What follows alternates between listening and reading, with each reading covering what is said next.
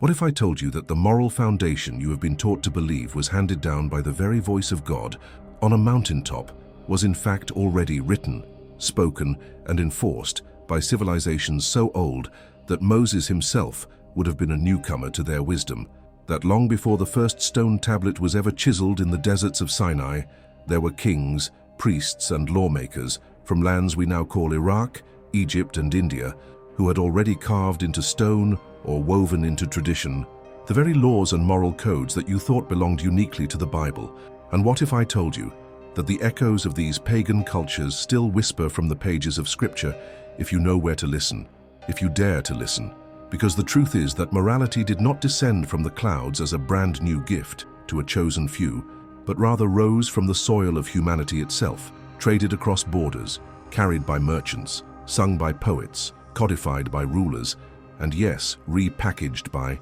prophets. And once you see the parallels, you cannot unsee them. You cannot go back to the comforting illusion that the 10 Commandments appeared out of nothing, because imagine this. Nearly 1,000 years before the Hebrew people wrote down their laws, the Babylonians had already established the Code of Hammurabi, a vast list of rules covering theft, adultery, contracts, debt, and justice, many of which read like early drafts of biblical statutes, and these laws were displayed publicly, etched into stone so that no man or woman could claim ignorance, a clear and undeniable precursor to the image of divine law being carved into stone tablets by the finger of God. And when we turn our eyes to Egypt, we find Ma'at, not merely a goddess but a principle, a cosmic order that demanded truth, justice, and harmony, which included commands not to steal, not to lie, not to kill, and to honor the sacred order of family and society, a moral system dating back centuries before the Hebrews even settled as a people, and it was so embedded in Egyptian culture that it influenced every aspect of life from the courtroom to the afterlife, with the famous weighing of the heart ceremony mirroring the biblical idea of divine judgment. And then we have the Hittites, the Sumerians, and even the Indus Valley cultures, all with moral codes that overlap with later biblical commandments. So the question we must ask is not whether these similarities exist, but why they exist, why the same core laws appear in cultures separated by deserts, rivers, and centuries. And when you start digging into the history, you find the answer is not divine uniqueness, but human necessity. For these laws are the logical backbone of any functioning society. They are the scaffolding upon which civilization is built. And when a society discovers that killing, stealing, and lying destroy trust and stability, it enshrines those prohibitions into law, not because a god whispered it in one man's ear, but because without them society collapses.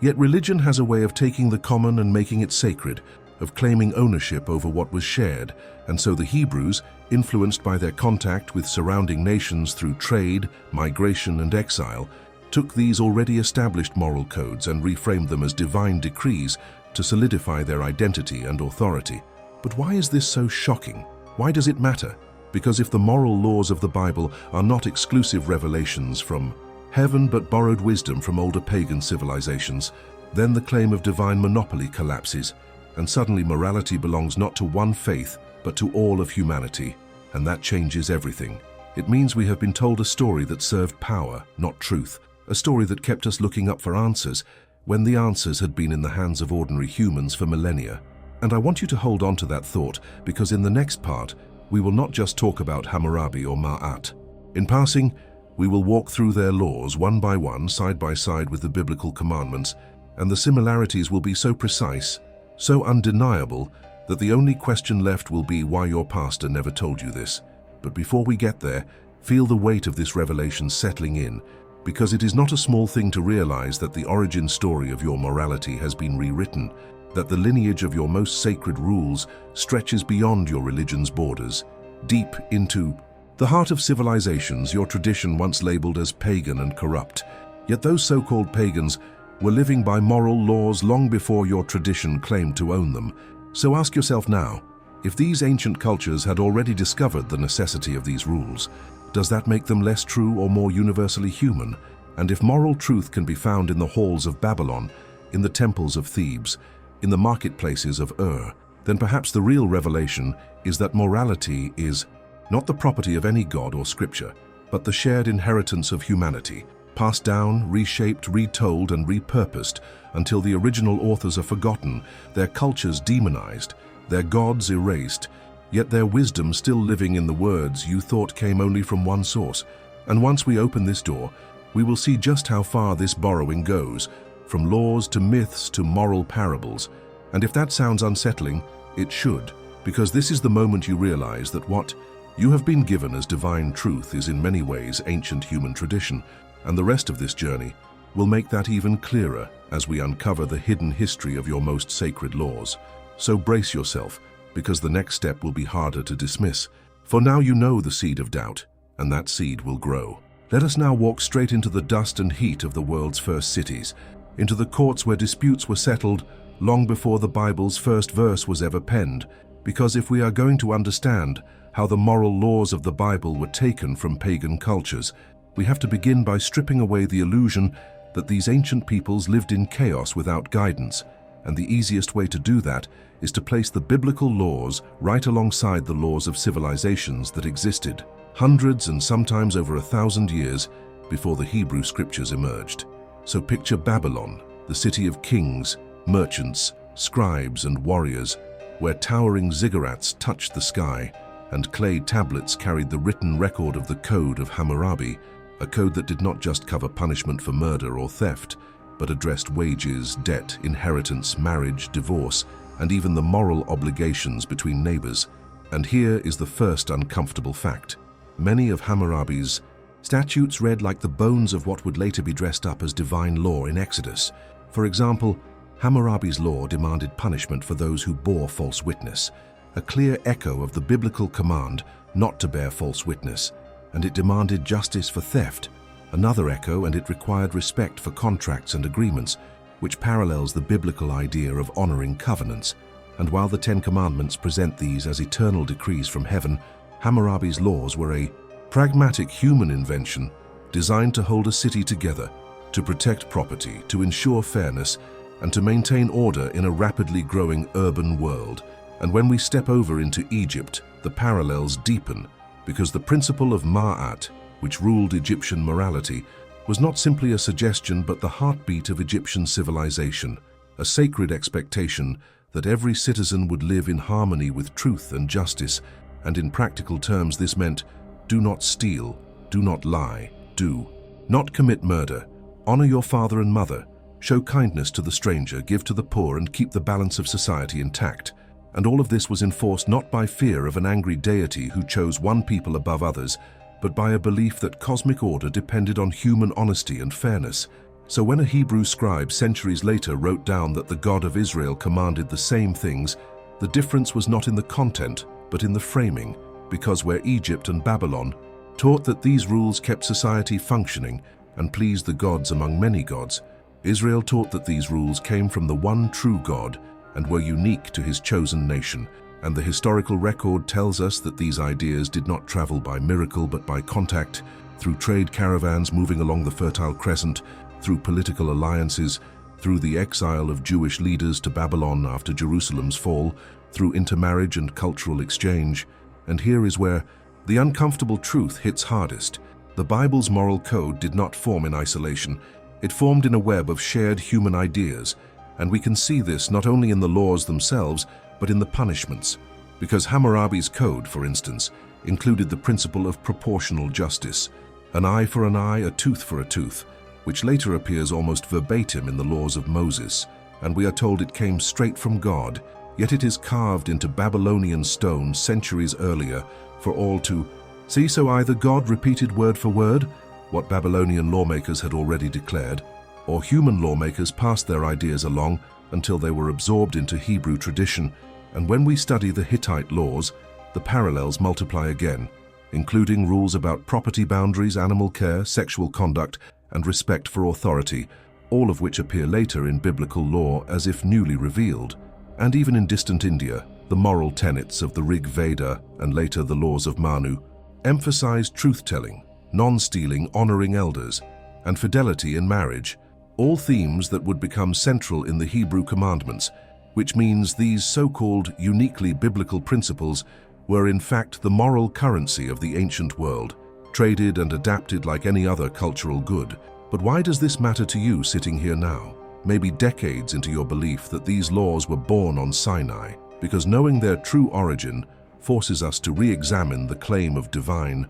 authorship. And if that claim weakens, then we are left with a more universal and perhaps more challenging reality. That morality is not the invention of any one religion, and the Bible's moral laws are not the pristine first edition, but the later translation of much older wisdom, a wisdom the Bible itself once sought to discredit as pagan, and yet without those pagans the Bible would have far less to say, and that means the very foundation of religious moral authority rests on the shoulders of the cultures it often condemns. And as we will see, the borrowing did not stop at laws. It extended to flood myths, creation stories, and moral parables, which raises a question we will return to. If a religion borrows its laws and stories from outsiders, does it still have the right to claim it alone has the truth? Or should it admit it is part of a larger human story? And perhaps that is what makes this so threatening, because the moment you admit the Bible's moral laws were not original, you admit that your faith is not the sole keeper of righteousness. And in the next section,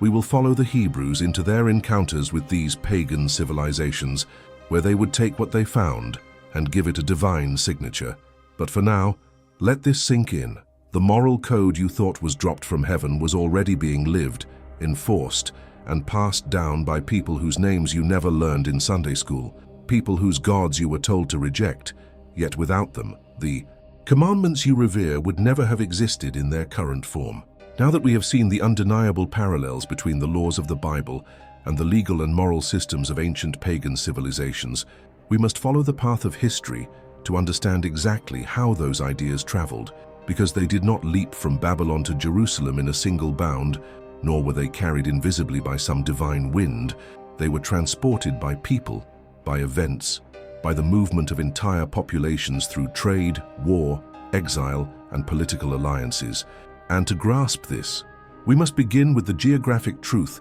that the ancient Near East was not a collection of isolated bubbles, but a living, breathing network of cultural exchange, the Fertile Crescent, stretching like a great bridge between Egypt, Mesopotamia, and the Levant, with trade routes crisscrossing deserts and river valleys, carrying not just goods like grain, spices, and metals, but also ideas, stories, and laws. And the Hebrew people were never sealed off from this network, for even in their earliest traditions they lived in a crossroads region that saw constant contact with foreign merchants and rulers, which meant that by the time the first biblical laws were written down, their authors had already inherited centuries of shared moral wisdom from surrounding nations. And one of the most decisive moments in this transfer came during the Babylonian exile in the 6th century before Christ, when Jerusalem was conquered and its leading citizens, priests, and scribes were carried off to Babylon. And there, in the shadow of Hammurabi's legacy,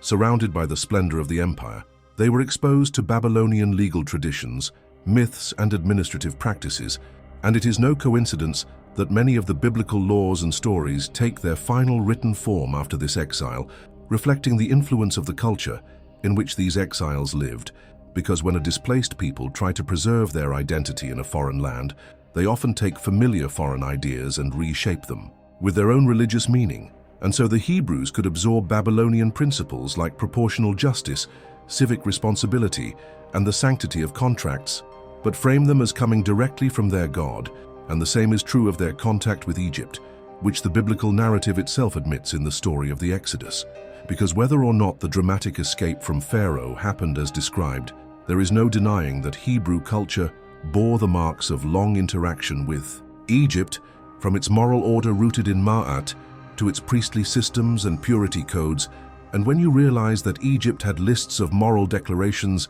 like "I have not stolen," "I have not lied," "I have not murdered," long before Moses allegedly brought down the 10 Commandments, you begin to see that the biblical lawgiver's task was not to invent morality, but to reframe it in a way that made the God of Israel the sole source of truth. And the contact was not always peaceful. Sometimes it came through conquest, like when Assyria dominated the region, forcing the kingdoms of Israel and Judah to pay tribute, bringing them into even closer contact with Assyrian administration, which itself was built on earlier Mesopotamian codes. And this constant cultural overlap meant that the Hebrews lived in a moral ecosystem already shaped by the ideas of their so-called pagan neighbors, yet later generations of religious teachers would present those same ideas as if they had come to Israel fresh from the mouth of God, untouched by human precedent. And this is where the rebranding becomes most powerful, because by declaring that these laws were unique revelations to Israel,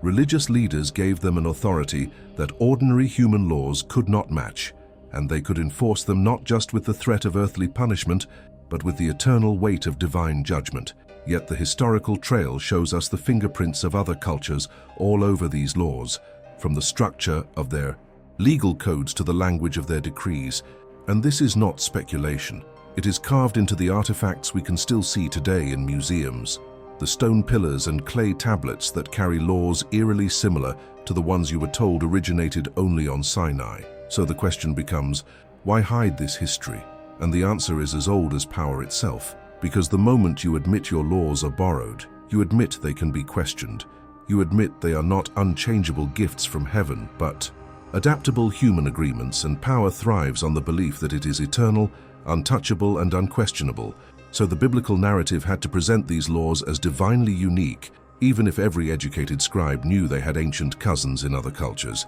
And as we move forward into the next stage of this investigation, we will see how this borrowing was not just a matter of casual influence, but a deliberate act of cultural shaping, where the most universal human morals, do not kill, do not steal, tell the truth, were dressed in the robes of divine exclusivity. And yet beneath those robes the bones of older pagan wisdom are still visible, waiting to be recognized by anyone willing to look closely enough. And if this realization feels like it shakes the ground beneath you, it should, because it means that the moral laws you were told were proof of God's singular revelation are instead proof of humanity's shared capacity to reason, to observe, to legislate, and to preserve what works. And that is a truth far older and perhaps more enduring than any one religion's claim to originality. So in the next part, we will pull back the curtain on the process of rebranding itself, where human morality was transformed into divine command, and where history was rewritten to hide the true source of these sacred rules.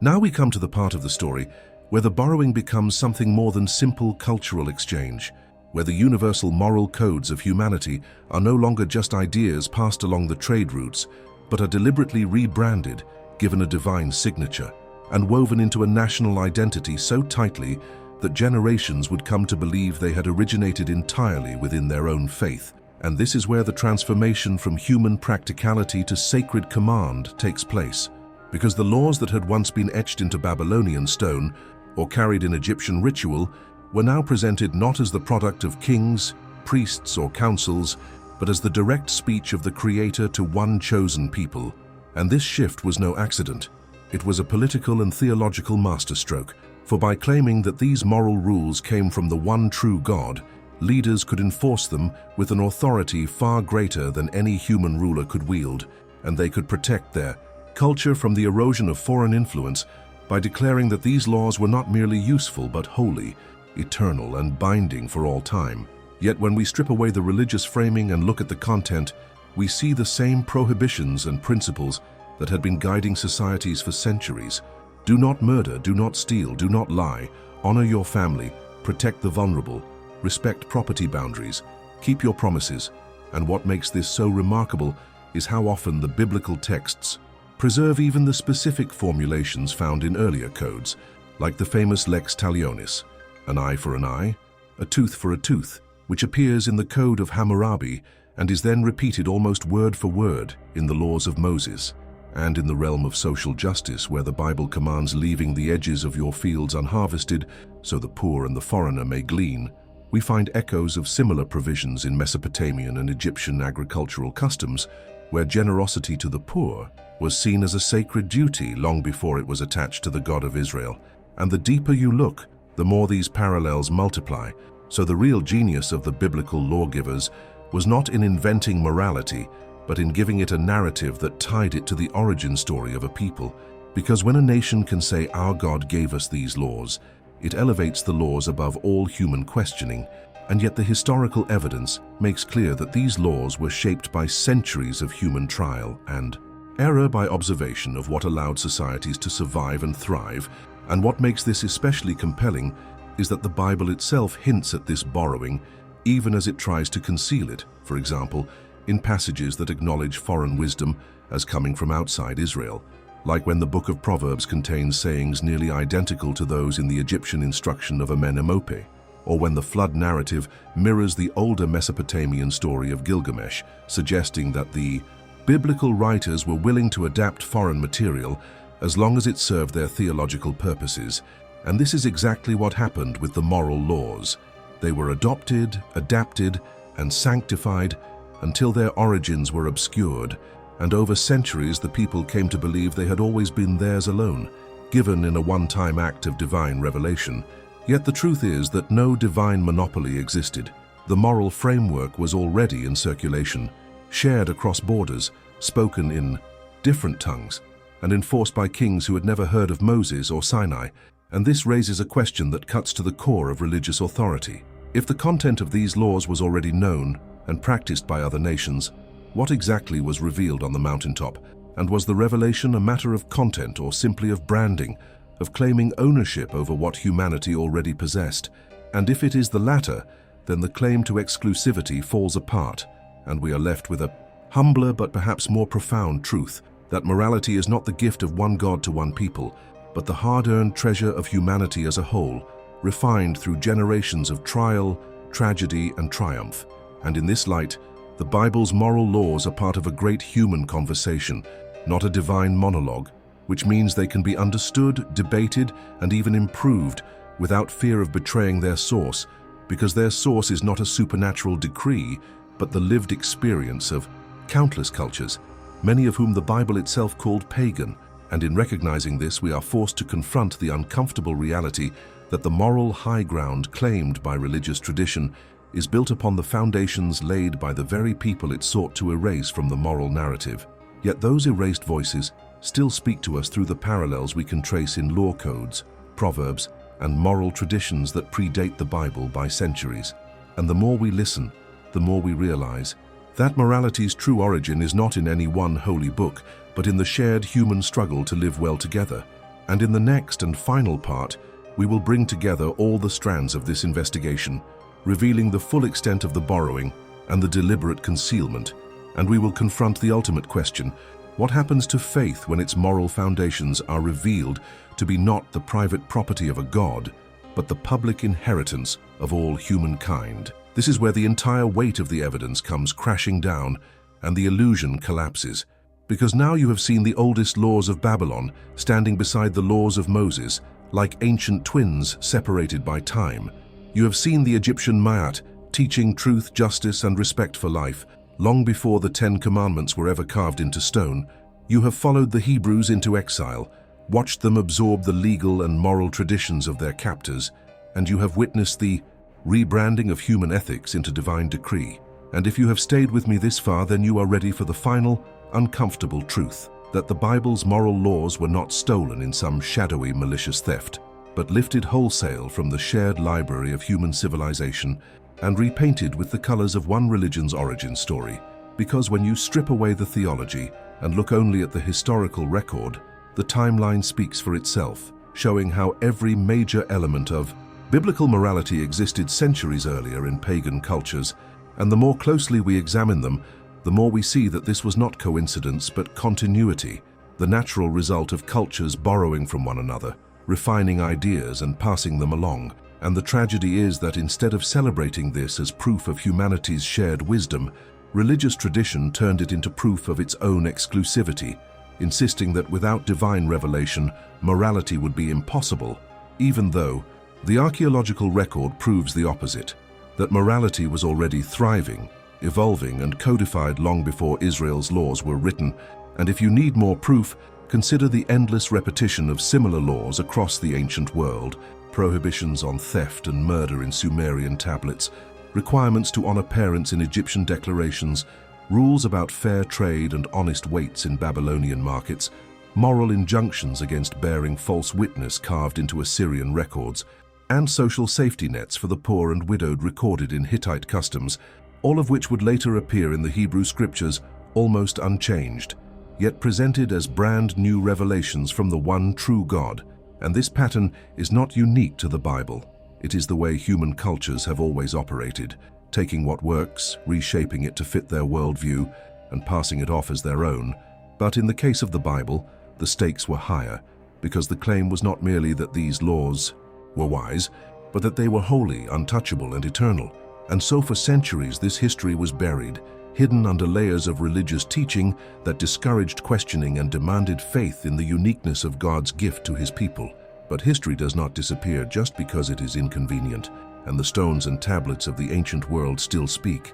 telling a story that will not be silenced. And the question for you now is what to do with this knowledge. Because if morality is not the exclusive domain of any one faith, then we are free to recognize its universality, free to adapt it to new realities, free to improve upon it without fear of breaking divine law. And that freedom can be terrifying to those who have been taught that morality must come from above, but it can also be liberating because it means our capacity for justice, compassion, and fairness does not depend on ancient texts or priestly authority. It depends on us, on our willingness to learn from the past, to see the common threads in the moral fabric of all civilizations, and to weave them into something stronger, something that belongs to everyone. And in the end, perhaps that is the real sacred truth, that morality is a shared human inheritance, not the property of any one God. And the fact that the Bible's moral laws were built on pagan foundations does not diminish their value.